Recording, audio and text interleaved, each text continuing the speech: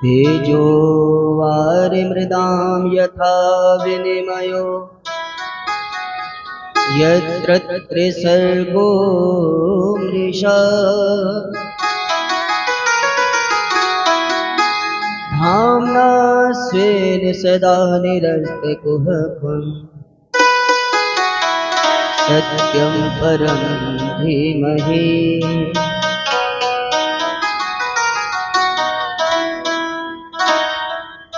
नीलाम्बुजश्यामलकोमलाङ्गम्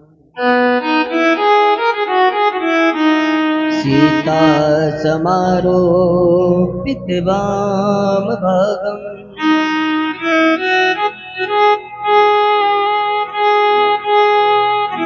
पाणो महासायकचारुचापम्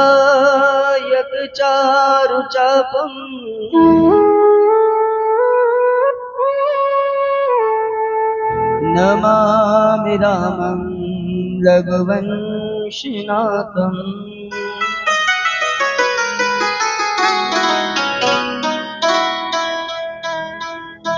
अतुलितबलधामं हेमशैलावदेहम् धनुजवनकृशानं ज्ञानिनामग्रगण्यम् सकलगुणनिधानं वानराणामधीशम्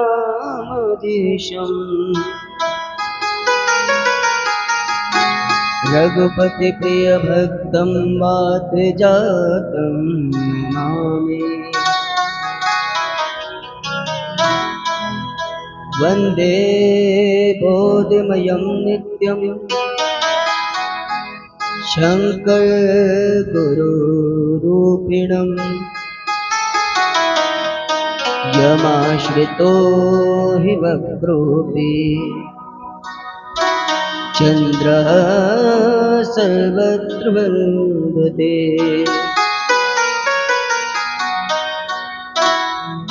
भक्ति भक्त भगवंत गुरु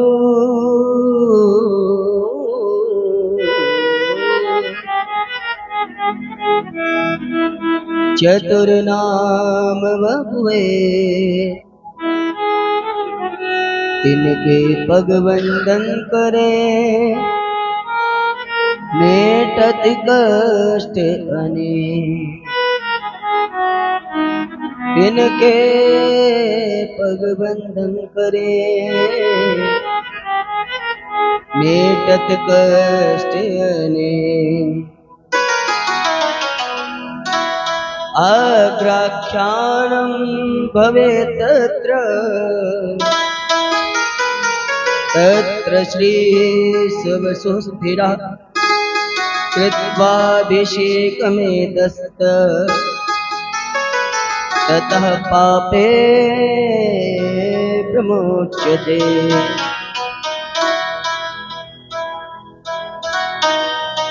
ततः पापे प्रमुच्यते।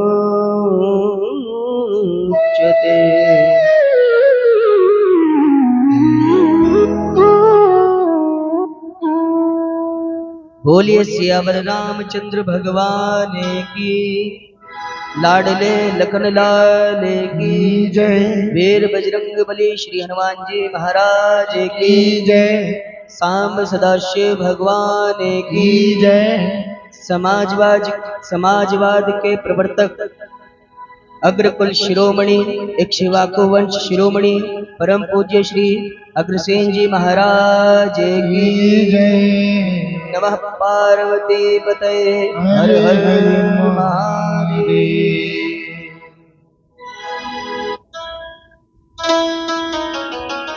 अकारण कारण करुणा वरुणालय भगवान भक्त वांछा भक्त कल्पतरु सदा सेव्या भक्त संरक्षणी कुलदेवी माता महालक्ष्मी की कृपा से भगवान श्री नारायण की कृपा से हम सभी लोगों को ये पवित्र पावन संयोग प्राप्त हुआ।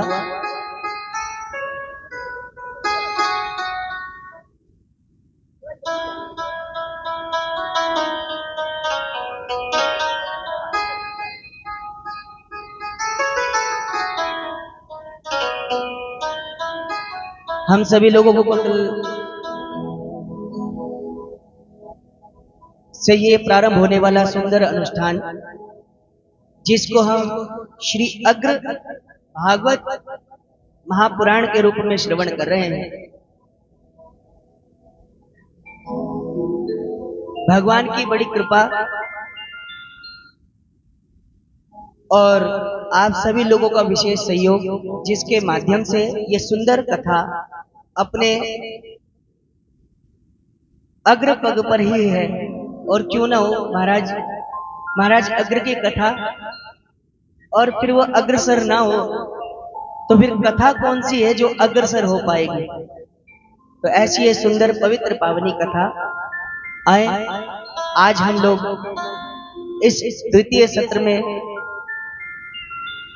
महाराज अग्रसेन जी के पावन चरित्रों का अनन्य स्मरण करें और महाभारत कालीन जो योगदान पांडवों की विजय में उनका रहा है, हम उसका शुभ चिंतन करें। तो उससे पहले आए एक बार हम और आप मिलकर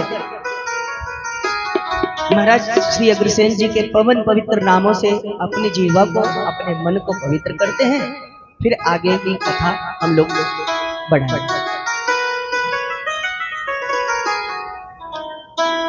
ओम जय श्री अग्र हरे, बोलो जय श्री अग्र हरे, जय श्री अग्र हरे, जय श्री अग्र हरे, जय श्री अग्र हरे, जय श्री अग्र हरे, जय श्री अग्र हरे, बोलो जय श्री अग्र हरे,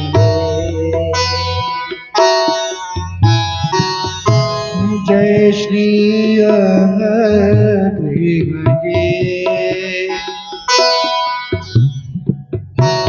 जय श्री अग्र हरे, अग्र हरे,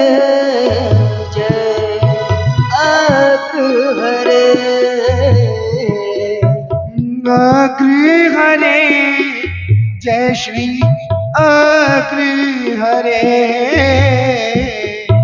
अग्र हरे, जय श्री अग्र हरे,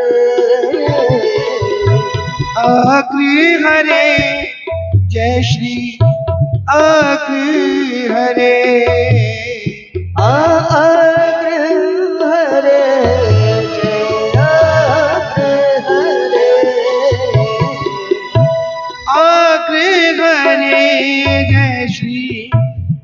अग्र हरे, जय श्री अग्र हरे, बोलो जय श्री अग्र हरे, जय श्री अग्र हरे, जय श्री अग्र हरे,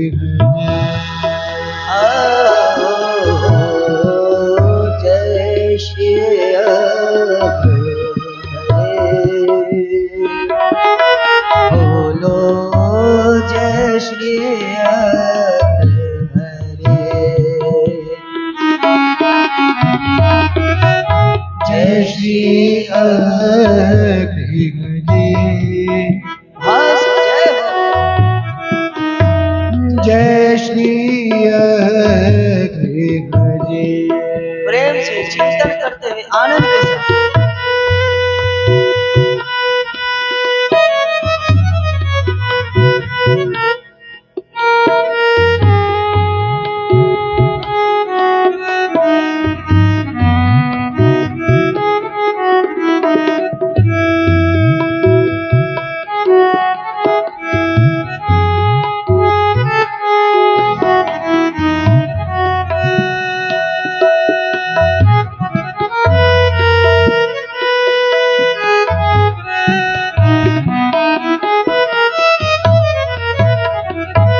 अग्र नाम परम हितकारी।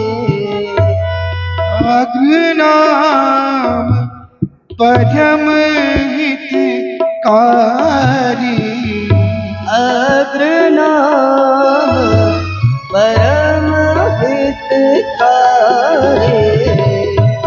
अग्र नाम परम हितकारी। सदा सुखदाता सदा शुभकारी। सदा सुख ताप सदा सुखकारी। सदा सुखदाता सदा शुभकारी। सदा सुखकारी सदा सुखकारी। नाम को जो भी जपे उसके सारे कष्ट मिटे।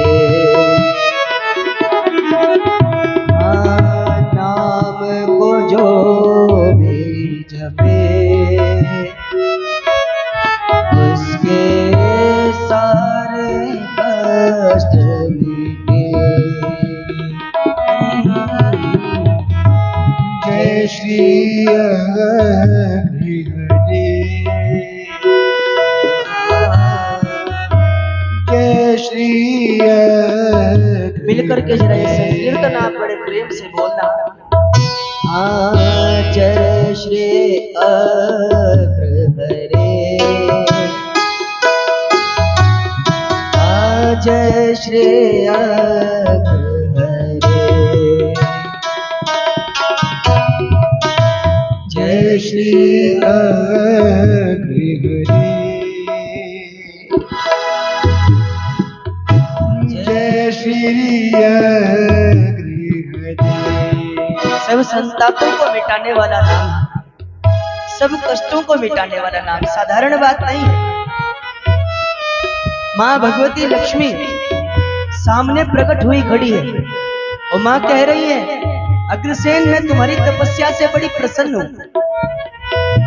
1100 दिनों का तुमने ये समय व्यतीत किया मेरी पूजा के लिए, मेरी ध्यान के लिए, मेरी तपस्या के लिए, और तुम जो मांगोगे त्रिलोक का समस्त सुख मैं तुम्हें देने को तैयार हूं। कहो तो तुम्हारा छीना गया राज्य जो तुम्हारे चाचा ने तुमसे छीन लिया वो तुम्हें वापस लौटा दूं। तुम कहो तो चक्रवर्ती साम्राज्य का राजा तुम्हें बना दो। पर ऐसा धैर्य किसी और में देखने को नहीं मिलता महाराज। महाराज अग्रसेन जी मां से कहते, नहीं मां, किसी का हरण किया हुआ धन, किसी का छीना हुआ धन, किसी के मन को दुखाया हुआ धन मुझे किसी भी स्थिति में स्वीकार्य नहीं है। तो फिर चाहते क्या हो? कुछ नहीं मां, इच्छा थी कि एक पुत्र को मातृवत प्रेम मिले, तो मैं केवल आपके दर्शन करना चाहता था।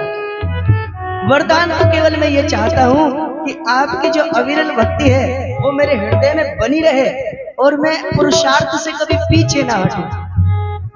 और पुरुषार्थ प्राप्त करने के बाद महाराज मनु जी जिन्होंने 100 अश्वमेध यज्ञ किए, उनके द्वारा प्रदत्त वो धन जो ब्राह्मण ले जाने में असमर्थ रहे, ऐसी वंश परंपरा जिस वंश की हो।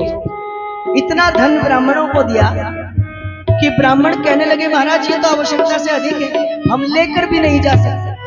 वो सारा धन वही छोड़ दिया। ऐसे धन का समाज कल्याण के लिए उपयोग करने वाले तो महाराज अग्रसेन ही हो सकते।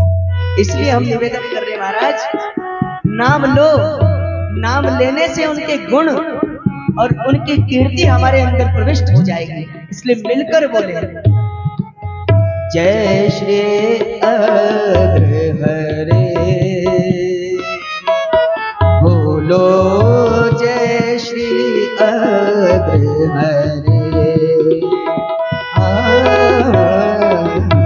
जय श्री अग्रहरे,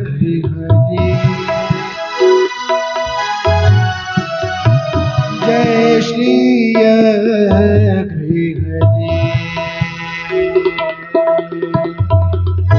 अग्रहरे अग्रहरे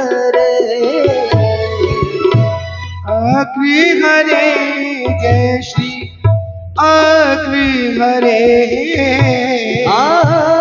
अग्रहरे जय श्री अग्रहरे, अग्रहरे, जय श्री अग्रहरे, जय श्री अग्रहरे, बोलो जय श्री अग्रहरे, जय श्री अग्रहरे, तालियों का जय हो।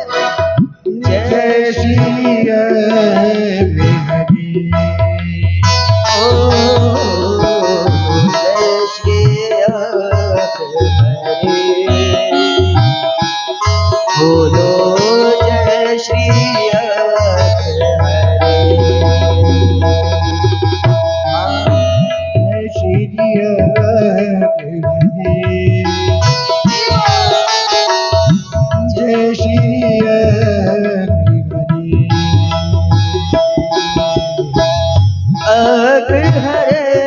जय श्री अग्रहरे,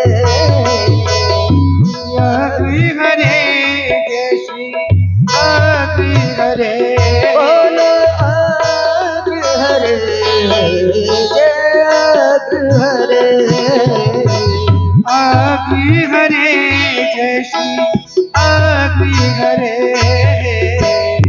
अग्रहरे जय श्री अग्रहरे, अग्रहरे, जय श्री अग्रहरे, अग्रहरे जय श्री अग्रहरे, अग्रहरे, जय श्री अग्रहरे, जय श्री अग्रहरे, बोलो जय श्री अग्रहरे,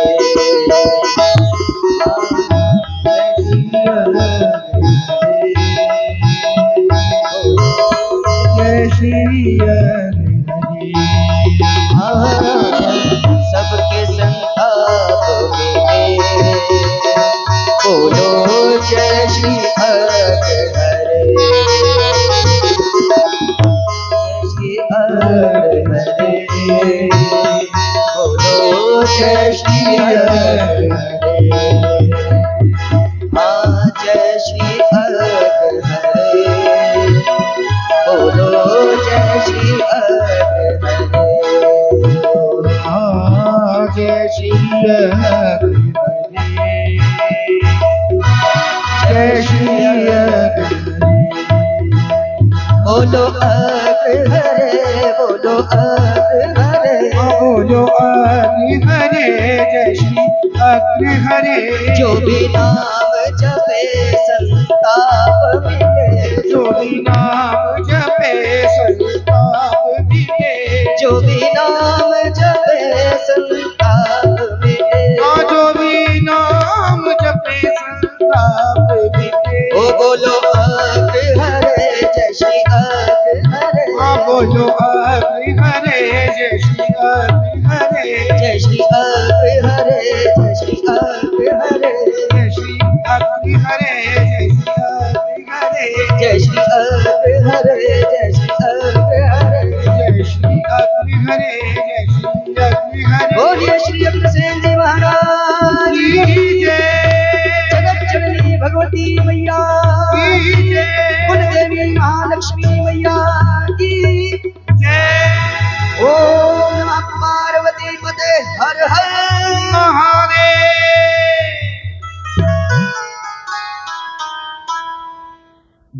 श्री अग्रहरे,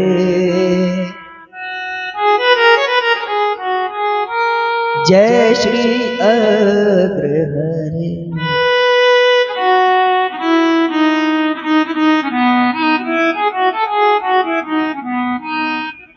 आइए समस्त अग्रवंशियों,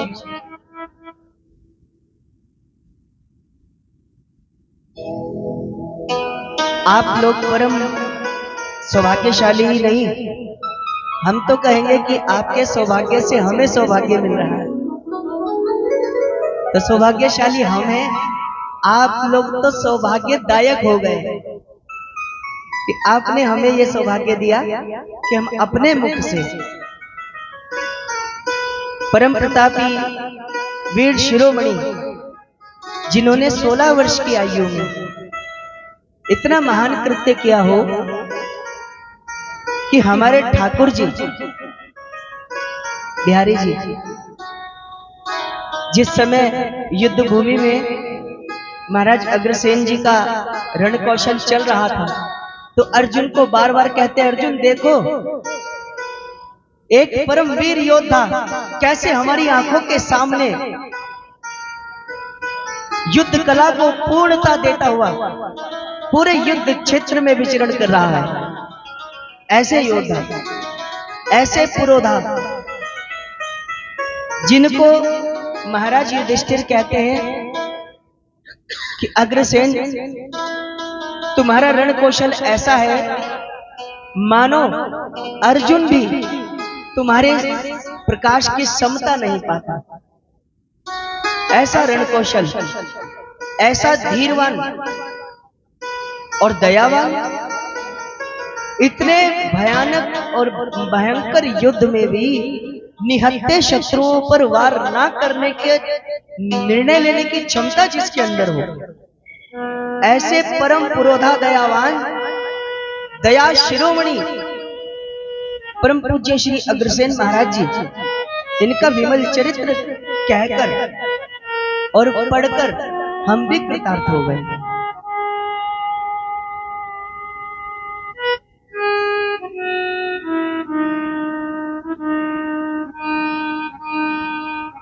हम कल पढ़ाई कर रहे थे जब, तो हम घर में हमारी अर्धांगिनी हमसे वार्तालाप करना चाह रहे थे, तो हम उनसे कुछ बोल ही नहीं रहे थे क्योंकि पढ़ने के बाद हम थोड़े भावुक हो गए। महाराज वल्लभ सेन जी का चरित्र जब हम पढ़ रहे थे, किस प्रकार भीष्म पितामह के तीक्ष्ण बाणों से उनके शरीर का भेदन हुआ, तो हमें ऐसा लगा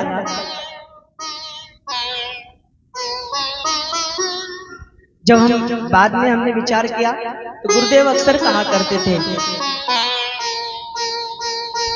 बड़े मजे में वो लोग रहते हैं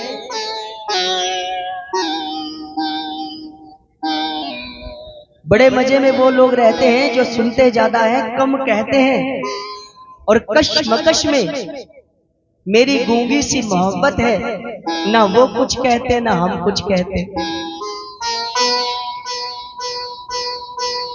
हम सोच रहे थे कि अगर हम उस समय होते तो क्या वो समय होता, और अगर हम उनके अंश होते तो फिर तो कहना ही क्या था। ऐसे पुरोधा, ऐसे योद्धा, जिनके परिवार का अंश होना ही अपने आप में एक सौभाग्य है, तो बहुत सौभाग्य की ये बात है कि हम महाराज श्री अग्रसेन जी के विमल चरित्र को यहां पर कह पा रहे हैं। महाराज जैमिनी जी ने जय भारत ग्रंथ में महाराज अग्रसेन जी के चरित्र के विषय में लिखा है, आख्यानम भवेद्यत्र तत्र श्री सुवसुस्थिरा। जिस स्थान पर महाराज अग्रसेन जी का विमल चरित्र कह लिया और सुन लिया जाता है, वहां पर माता भगवती लक्ष्मी देवी स्थिर हो जाती है, फिर जाती नहीं है। आप तो जानते ही है ना, आपके एक पूर्वज ऐसे भी रहे हैं जिन्होंने माता लक्ष्मी को कहा कि जब तक मैं ना आऊं तो तब तक तुम इस घर से जाना मत।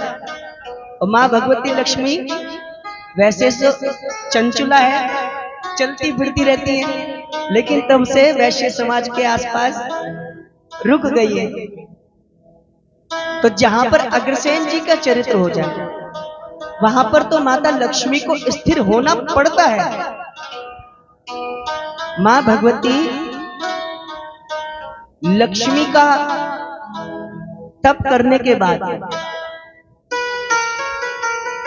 उनके दर्शन प्राप्त करने के बाद भी अगर कोई व्यक्ति निष्काम रह सकता है तो वो महाराज श्री अग्रसेन जी। हमें और आप में इतनी क्षमता नहीं कि माता लक्ष्मी हमें दर्शन दे दे और वो कहे कि त्रिलोक का सुख, त्रिलोक का वैभव मैं तुम्हें देना चाहती हूँ। तो बोलो हम में से कौन ऐसा होगा जो माता लक्ष्मी से अपने भंडारे ना भरवा दे? है कोई हम में से ऐसा त्याग करने वाला? नहीं कर सकता।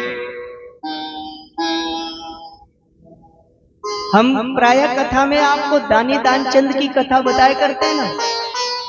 हमारे गुरुदेव कहा करते थे दानी दानचंद इतना प्रेम करते हैं माता लक्ष्मी से कि वो दान भी नहीं देना चाहता। अर्धांगिनी ने गंगा जी भेजा स्नान करने के लिए, तो पंडों के डर से गंगा जी के घाट पे स्नान नहीं किया। पहुंच गए जहां पर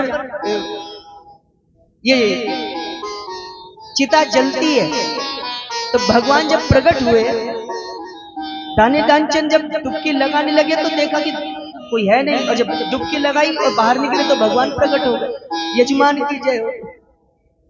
भगवान ने कहा, दानचंद ने पूछा आप कौन महाराज? भगवान बोले हम तो ब्राह्मण हैं और बड़े संतुष्ट ब्राह्मण हैं, आपसे भी ज्यादा।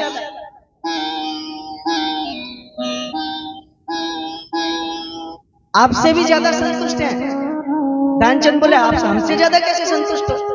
वो बोले महाराज हम दान भले ही लेते हैं पर अवसर प्राप्त हो तो दान दे भी देते हैं, पर आप तो दान देते नहीं हो किसी को। दानचंद बोले नहीं नहीं ऐसा नहीं है, हम देना चाहते हैं लेकिन केना भी देवेन हृदय स्थित कोई बैठा है जो हमें दान करने से रोकता है। भगवान बोले लेकिन यहां तो दान करना पड़ेगा, यहां तो दान करना पड़ेगा, क्योंकि यहां घाट पर जो आता है वो हमें साल भर का राशन देकर जाता है। दानचंद ने कहा महाराज मैं नहीं दे सकता, 6 महीने का नहीं, 1 महीने का नहीं, अरे कम से कम 1 दिन का तो देकर जाओ। दानचंद ने कहा चलो ठीक है 1 दिन का देंगे। जब संकल्प हुआ तो बोले महाराज वो भी हमारे पास नहीं, घर से देंगे। तो बोलो हमारे पास हो तो भी हम और प्राप्त करने की इच्छा करते हैं।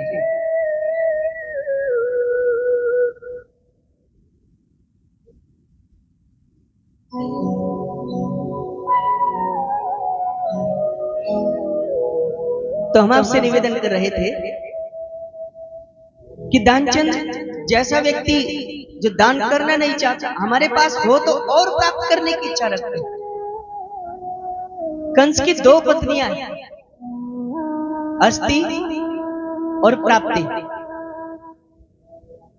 तो अस्ति माने है, हमारे पास खूब संपत्ति है, खूब दान है, खूब धन है। हाँ, और प्राप्ति माने और मिल जाए, और मिल जाए, और मिल जाए। तो अब हम आपसे पूछते हैं हम में से कौन ऐसा होगा जो कंस ना हो? है कोई ऐसा जिसके पास है और वो कहे हमें और ना मिले, ना मिले? हम में से तो कोई नहीं है। लेकिन महाराज इस सूत्र को अगर चरितार्थ कोई करता है तो वो है अग्रकुल शिरोमणि श्री अग्रसेन महाराज, जिनके पास कुछ नहीं है, उसके बाद भी माता लक्ष्मी त्रिलोक का वैभव लेकर सम्मुख खड़ी हैं। आज अगर एक बार इशारा कर दें तो तीनों लोकों का धन, तीनों लोगों को धन महाराज अग्रसेन जी को प्राप्त हो सकता है, लेकिन महाराज अग्रसेन जी मांगते हैं तो केवल इतना, मां देना चाहती हैं तो पुत्रवत स्नेह, हमें स्नेह दीजिए, मुझे मातृवत प्रेम की आवश्यकता है। तो मैं आपसे निवेदन कर रहा था, ऐसा विमल चरित्र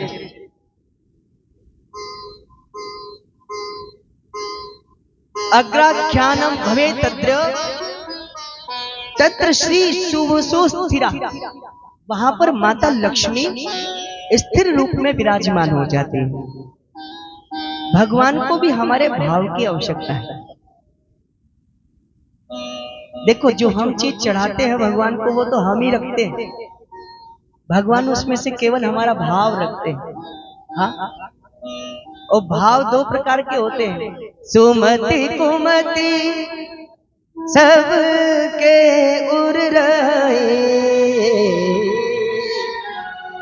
नाथ पुराण निगम अस कहे, सुमति कुमति सबके उर रहे, सुमति कुमति सबके उर रहे, सुमति कुमति सबके उर रहे, नाथ पुराण निगम अस कहे, नाथ पुराणी निगम अस कहे, जहाँ सुमति तहाँ संपत्ति नाना, जहाँ सुमति तहाँ संपत्ति नाना, जहाँ कुमति तहाँ विपद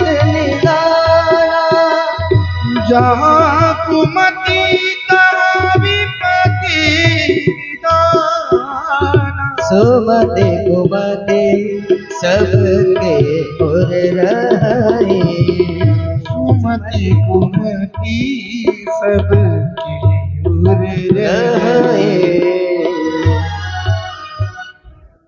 तो महाराज माता भगवती लक्ष्मी सुस्थिर रूप में उस प्रत्येक व्यक्ति का कल्याण करती हैं जो लोग श्रीमद् अग्रसेन चरित्र कथा श्रवण करते हैं। और हम आपसे निवेदन करें, हमसे कल भी किसी ने प्रश्न किया था, एक कथा प्रवक्ता थे, तो बोले महाराज आजकल आपने नई कथा प्रारंभ कर दी नारद जी की तरह। लोग भी तो अलग अलग प्रकार के होते हैं। हमने कहा भैया नारद जी की कथा कौन सी थी जो नई थी? वो बोले महाराज जब नारद जी ने काम पर विजय प्राप्त की तो उन्होंने राम कथा छोड़कर काम कथा कहनी शुरू कर दी थी। तो कहीं ऐसा तो नहीं कि अब आपने राम कथा छोड़ करके और चरित्र कथाएं शुरू कर दी हो? तो हमने कहा नहीं नहीं, ये चरित्र कथा नहीं है, ये भागवत है महाराज। वो बोले भागवत कैसे हुई? हमने कहा महाराज भागवत का मतलब क्या होता है? वो बोले भक्त और भगवत की वाणी। तो हमने कहा एक बात बताओ, अग्रसेन महाराज भक्त शिरोमणि है कि नहीं? बोले है महाराज। हमने कहा श्री कृष्ण ने जिनको अर्जुन की तरह उपदेश सुनाया हो, भगवान श्री कृष्ण ने जिनको ये कहा हो कि अग्रसेन अब से तुम अपने आप को निराधार मत समझना, जिस प्रकार पांडव मेरे भाई हैं, पांडव मेरे प्रिय हैं, उसी प्रकार तुम भी मेरे आज से प्रिय हो। ऐसे परम भागवत, परम संत, ऐसे परम भक्त को अगर हम लोग भक्त शिरोमणि ना कहें तो फिर भक्त भागवत कहेंगे किसको? तो महाराज हम आपसे निवेदन कर रहे थे, जिस स्थान पर ये श्री अग्र भागवत हो जाती है, शास्त्रकार कहते हैं कृत्वाभिषेक में तस्तस्य ततः पापे प्रमुच्यते। जो लोग कथा श्रवण करते हैं या सुनते हैं श्री अग्रसेन महाराज जी की, तो देवता भी उनका अभिषेक करने आते हैं। और वो अपने जीवन में किए हुए समस्त पापों से मुक्ति पा जाता है। अब बोलो, इतना विमल चरित्र अगर अब भी ना सुने तो कब सुनेंगे? यहाँ पर आपके कुल के फूल बैठे हैं, छोटे छोटे बच्चे हैं, ये लोग आज इस कथा को श्रवण कर रहे हैं तो उनको पता लगेगा कि वो कितने बड़े वृक्ष की बेल है। कल के दिन महाराज अग्रसेन जी के चरणों में जब वो शीश नवाएंगे तो अपने आप को कितना कृतार्थ समझेंगे कि हम कोई साधारण लोग नहीं हैं। हम आपसे निवेदन करें,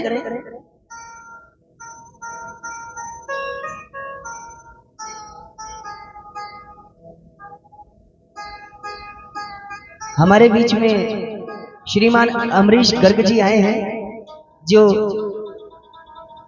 नगर पालिका लक्सर के चेयरमैन हैं, और इस अग्र फाउंडेशन की ओर से आपका बहुत बहुत स्वागत है।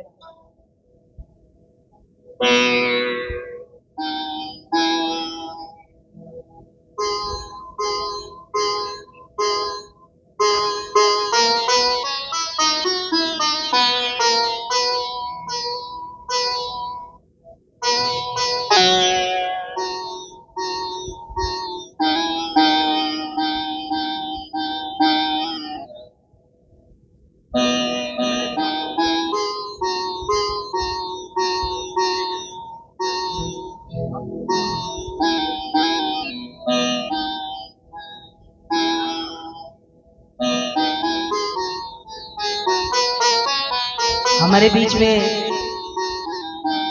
आदरणीय श्री चेयरमैन जी की अर्धांगिनी श्रीमती ममता रानी जी भी आई हैं। एक बार ये महिला विंग से हैं तो जरा आप इनका जोरदार स्वागत करें। और समाज हित के कार्यों को स्वरूप देने में अर्धांगिनी का भी पूरा बराबर का सहयोग रहता है, तो हम आपका भी स्वागत करें।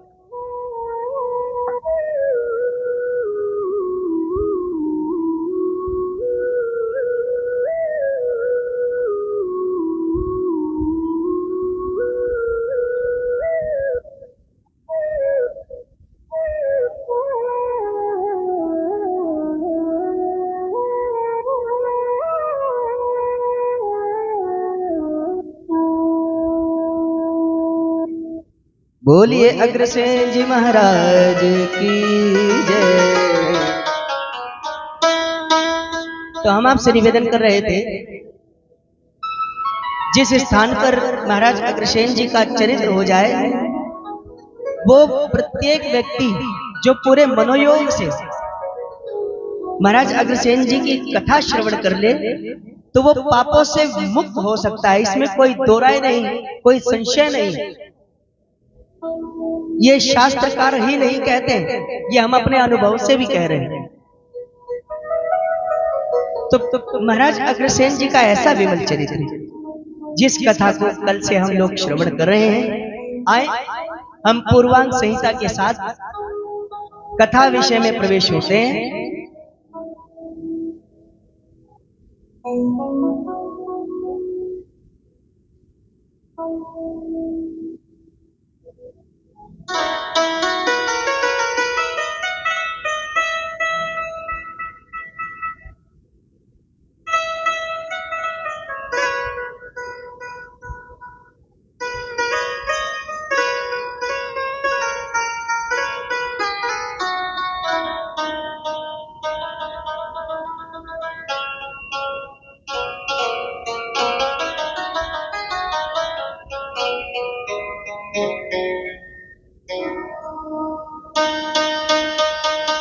पूर्वांग संहिता में कल हम आपसे निवेदन कर रहे थे, महाराज वेदव्यास जी के परम शिष्य श्री जैमिनी जी अपने द्वारा रचित ग्रंथ जय भारत में महाराज श्री अग्रसेन जी का विमल चरित्र लिख रहे हैं। और वो लिखते हैं,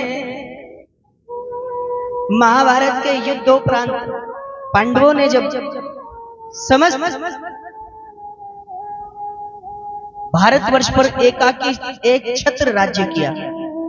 तो परीक्षित जी को राज्य सौंपकर स्वर्गारोहण हुआ और परीक्षित जी के द्वारा शमीक मुनि जी का अपमान हुआ। उनके सुपुत्र का श्राप तक्षक के द्वारा 7वें दिन उनका हनन होगा। 7वें दिन हनन की बात सुनकर के महाराज परीक्षित जी ने जन्मेजय को अपना राज्य सौंपा और शुक्रताल की पवित्र भूमि पर जाकर अपने शरीर को मोक्षाधिकारी बनाया। पिता की मृत्यु के बाद जन्मेजय सर्पों से अपनी शत्रुता रखने लगे और सर्प यज्ञ में तक्षक को मार देना चाहते हैं। वो तक्षक स्वर्ग में इंद्र के पास गया और इंद्र के सिंहासन से लिपट गया। तब वासुकी नाग भगवान ने आस्तिक ऋषि को भेज करके, आस्तिक ऋषि माता मनसा देवी जी के सुपुत्र हैं। मनसा देवी जी किनकी देवी है जानते हैं आप? माता मनसा देवी नाग माता है।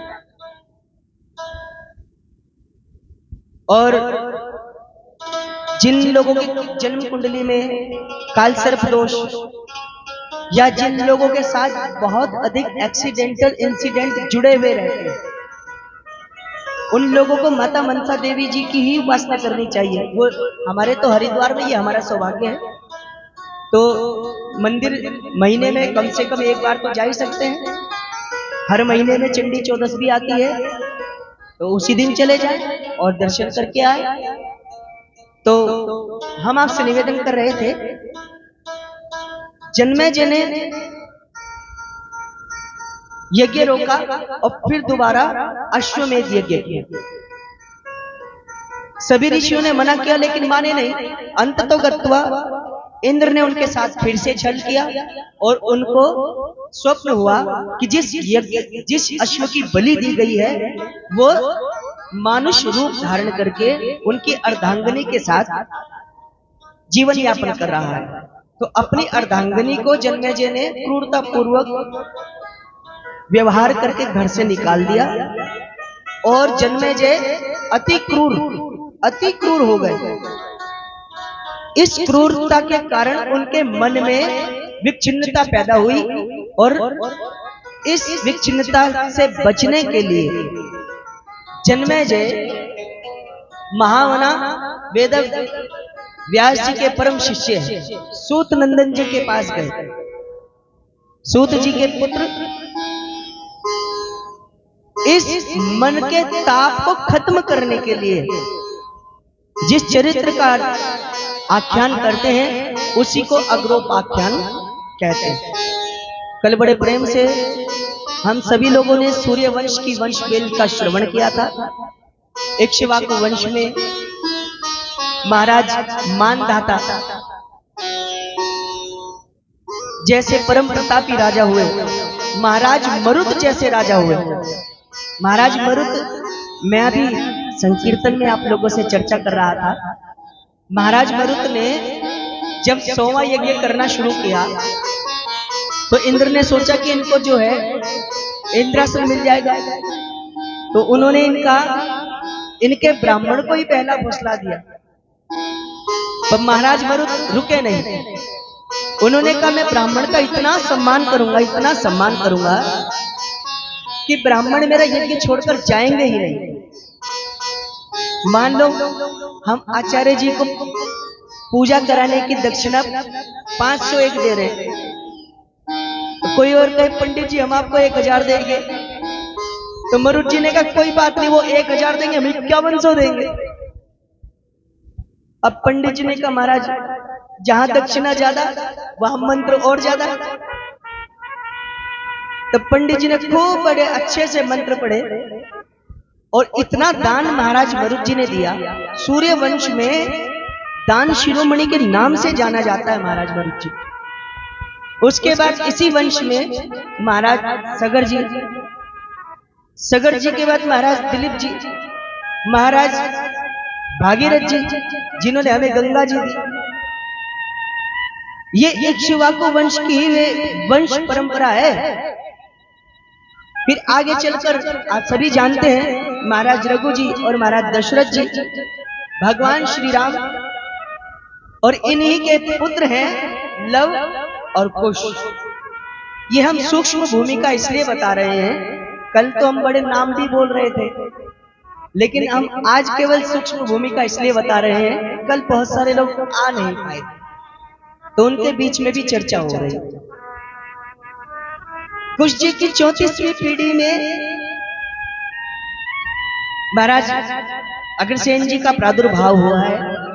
कल हमने प्रत्येक राजा और उनके कर्मों का भी निरूपण किया था। चलिएगा, जो आज आए हैं हम उनके बीच में एक दो नाम रख रहे हैं, आप लोगों को पता लग जाए कि आपके पूर्वजों ने कोई घर नहीं, नगर नहीं, राज्य बसाया है। महाराज गुरजन सिंह जी जिन्होंने गुजरात बरसाया, ऐसी वंश परंपरा। महाराज वृंद जी, वैसे तो वृंदावन का नाम चराचर है, सदा रहा है, लेकिन कहीं ना कहीं महाराज वृंद का भी अपना एक भूमिका है जो वृंदावन के प्रसिद्धीकरण में काम आई है। माता महालक्ष्मी की वहां पर प्रतिमा स्थापित हुई है। तो आप में से जो वृंदावन जाते हैं, आप करके आए कोई माता महालक्ष्मी के दर्शन वहां? नहीं, पता होगा कहां है? नहीं, एक गांव है मांड, है ना, वहां पर माता महालक्ष्मी टेम्पल है ना, जहां पर माता महालक्ष्मी को रास के अंदर प्रवेश करने से मना कर दिया गया। वही वो क्षेत्र है। हम पूरे वृंदावन में घूमे, हम तो वही के रहने वाले। हमें याद आया कल हमारा स्वास्थ्य ठीक नहीं था, बाद में याद आया कि जब महालक्ष्मी के दर्शन करने गए थे तो हम सेठ जी का नाम लिखा हुआ, ये याद नहीं आ रहा है, सेठ जी का नाम भी लिखा हुआ था वहां पर। पंडित जी ने भी बताया था कि माता महालक्ष्मी का स्थापन वहां पर इन्होंने किया। तो वो माता महालक्ष्मी जिनको वृंदावन में स्थान दिया, वरना माता महालक्ष्मी जी को वृंदावन में स्थान ही नहीं है। ऐसा विमल चरित्र आपके पूर्वजों का। उसके बाद महाराज बृहद सेन जी की वंश परंपरा में महाराज वल्लभ सेन जी का प्रादुर्भाव। वल्लभ सेन जी के घर आंगन में हमारे श्री अग्रसेन जी का प्रादुर्भाव। यहां तक की कथा हम सभी लोग कल श्रवण कर रहे थे। बोलिए अग्रसेन जी महाराज की जय। इसी क्रम में हम आगे की कथा आपसे कह रहे हैं।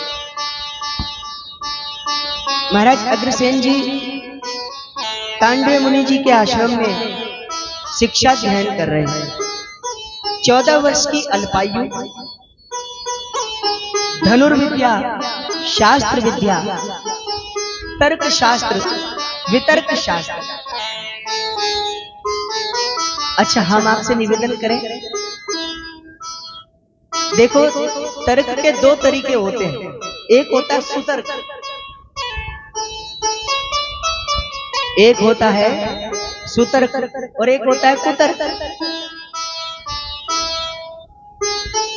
तो महाभारत में यक्ष संवाद में युधिष्ठिर जी कहते हैं, अगर भागवत में यक्षों के 5 प्रश्न भी लिखे हुए हैं,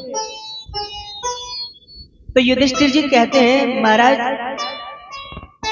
तर्को अप्रतिष्ठा श्रुतियां विभिन्ना न एको ऋषिर्यस्य मत्तः प्रमाणम धर्मस्य तत्वम निहताम गुहायाम महाजनो ये गतः सपंता। देखो तर्क की कोई प्रतिष्ठा नहीं होती। अब आप विचार करो, कितनी बढ़िया बात। एक विद्यार्थी विदेश से पढ़कर आया, मां ने कहा मेरा बेटा पढ़ के आया है, इसका स्वागत करती, एक गिलास में जल 2 लड्डू लेके आए। बेटे से कहा बेटा तू दूर से सफर करके आया, जरा जल पी ले।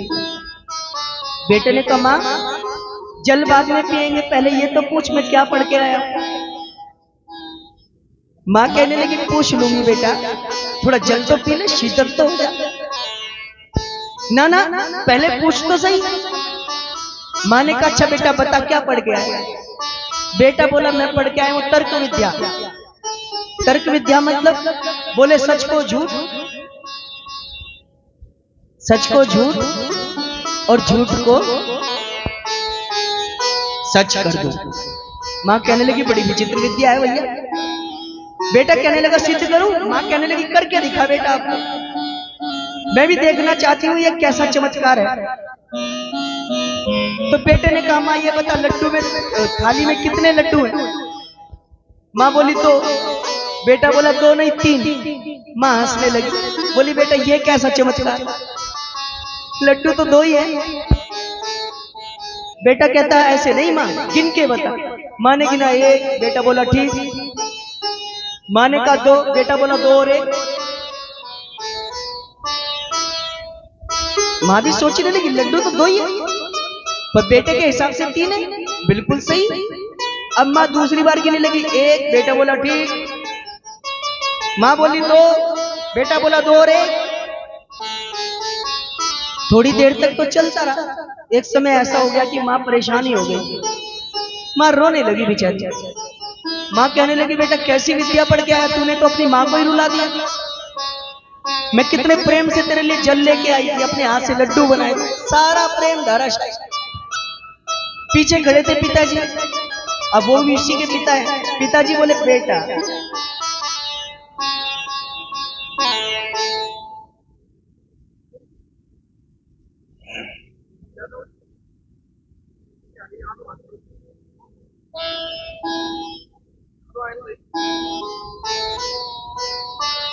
तो बेटा कहने लगा पिताजी अब आप ही बताओ कुछ।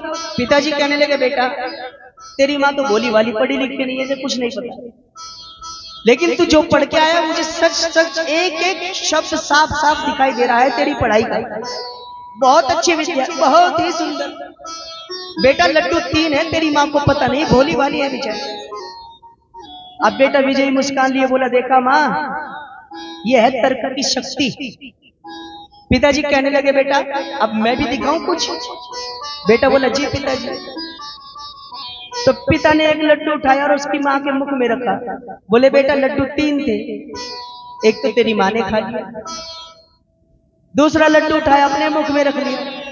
बोले बेटा लड्डू थे तीन, एक खाया तेरी माँ ने, दूसरा खा लिया मैंने, अब जो बचा हुआ तीसरा वो तू खा लिया। अब बोलो तर्क करने वाले को क्या मिले।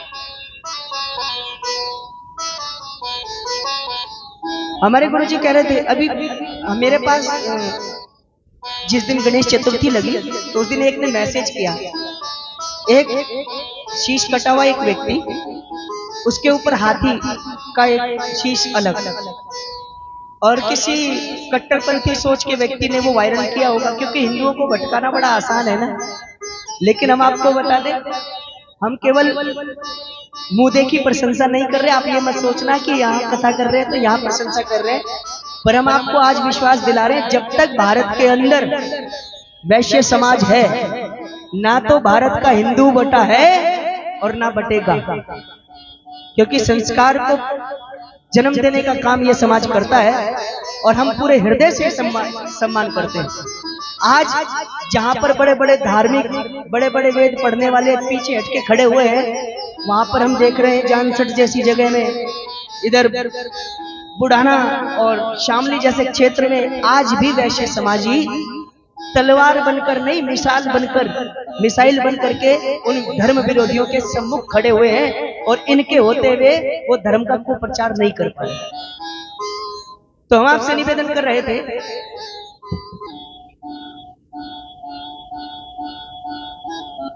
एक व्यक्ति मंदिर जा रहा था तो किसी व्यक्ति ने हमसे कहा कि महाराज इसका हमें जरा उत्तर बताइएगा। हमें कहा हमें क्या पता। तो हमने उनको यही कहानी सुनाई कि भैया एक व्यक्ति मंदिर जा रहा था तो किसी तार्किक व्यक्ति ने कहा मंदिर जा रहे क्या करने, पूजा कर। पूजा करने से क्या होता है, भगवान की पूजा करने से क्या होता है। अरे बोले तो ना करने से क्या होता है ये बताओ। अगर करने से कुछ नहीं मिलता तो ना करने से ऐसा क्या मिल जाएगा, करने दो ना। वो बोले कि चलो ठीक है तुम पूजा करो, हमें कोई समस्या नहीं, लेकिन हमें ये बताओ कि ये जो तुमने दीपक जगा रखा है, इस दीपक में रोशनी कहां से आई? सामने वाले ने सोचा कि अगर हम बताएंगे वहां से आई, तो वो बोलेगा वहां कहां से आई। अगर हमने बता दिया वहां से आई, तो फिर वो बोलेगा वहां कहां से आई। तो उसने उपाय सोचा, उसने कहा भैया तुम्हारे प्रश्न का उत्तर तो हम बाद में देंगे, पहले आप हमारे प्रश्न का उत्तर दो। क्या? उसने दीपक पे मारी फूंक और बोले ये बताओ कि ज्योति कहां गई। सामने वाले ने कहा हमें क्या पता कहां गई, तो बोले जहां गई वहीं से आई थी। तो तर्क का ये प्रभाव होता है महाराज।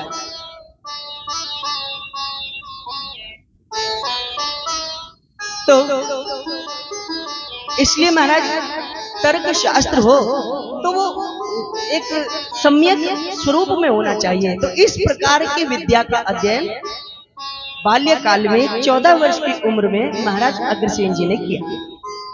महाराज अग्रसेन जी के जीवन की एक बहुत ही बड़ी घटना है, जिससे ये पता चलता है कि अल्प आयु में ही न्याय किस प्रकार से किया जाना चाहिए, किस प्रकार से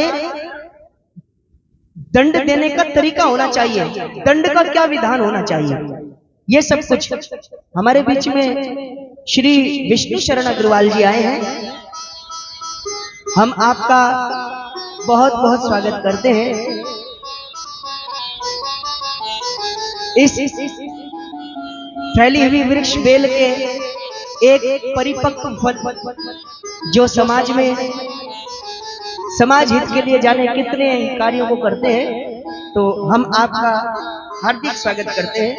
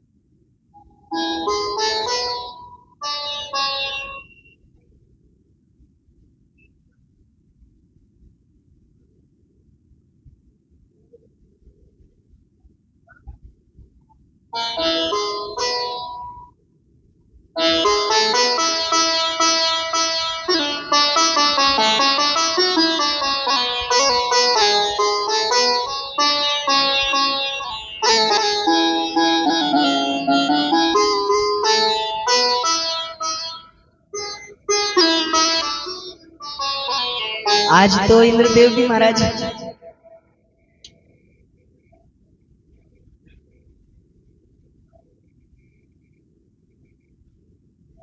तो हम आपसे निवेदन कर रहे थे, महाराज अग्रसेन जी के बाल्यकाल की एक घटना जो आपको और हमको सभी को श्रवण करनी चाहिए। 14 वर्ष की अल्पायु में देखिए कितना धैर्य और कितना ज्यादा विवेक महाराज अग्रसेन जी के अंदर है। जन्मेजय को सूत नंदन जी बताते हैं, जिस समय महाराज अग्रसेन जी अध्ययन कर रहे थे तो उनके साथ एक राजा थे जिनका नाम था रतीन्द्र। इनके अंदर ये राजकुमार थे, तो इनके अंदर अपने पिता के धन का अहंकार बहुत था।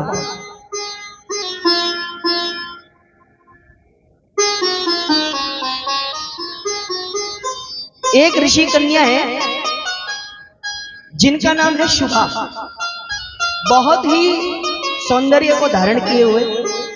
इनके ऊपर रतीन्द्र जो है काम लोलुप हो गए, और काम लोलुप इस हद तक हो गए कि उनका अपहरण करके जबरन ये इनको अपनी सहभागिनी बनाना चाहते हैं। तो इनका अपहरण जब किया तो वन में ही विद्यार्थियों के साथ महाराज अग्रसेन जी गुरु आश्रम के लिए समिधाएं एकत्र कर रहे थे। उसी समय एक अबला की आवाज सुनी तो महाराज अग्रसेन जी दौड़कर गए और रतीन्द्र के साथ महाराज अग्रसेन का बहुत भीषण युद्ध हुआ। महाराज अग्रसेन तब तक अनेकों अस्त्र शस्त्र विद्याओं को ग्रहण कर चुके थे। महाराज अग्रसेन ने अपने रण कौशल से इस रतीन्द्र को परास्त किया और उस कन्या को छुड़ाया। महाराज अग्रसेन के जो विद्यार्थी साथी हैं वो इस रतीन्द्र को मार देना चाहते हैं। वो कहते हैं महाराज या तो आप इसका वध करो अन्यथा हम इसका वध करते हैं। लेकिन महाराज अग्रसेन कहते नहीं,